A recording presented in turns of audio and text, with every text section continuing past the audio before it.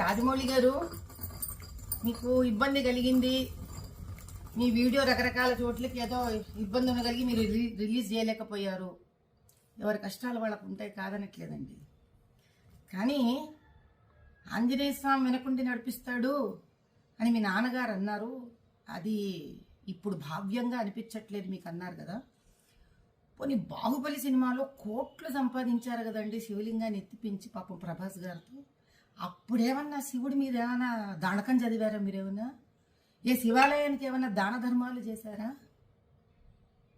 ఆ రోజు చేసింది లేదు, ఈ రోజు తిట్టుకోవడం ఎందుకండి ఆంజనేయ స్వామిని చెప్పండి.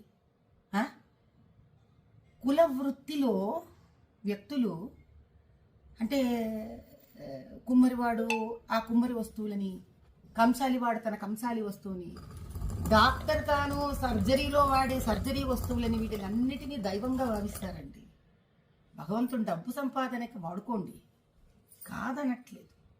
కనీసం డబ్బు సంపాదనకి ఉపయోగపడ్డాడు భగవంతుడు అని ఆయన పట్ల ఒక గౌరవం ఉంచడం మీలాంటి వాళ్ళకి, మాలాంటి వాళ్ళకి, మనందరికీ సామాజిక స్ఫూర్తిగా ఉండాలి. ఎందుకంటే ప్రజలు మనని చూసి మన మాట విని చైతన్యవంతమవుతారు.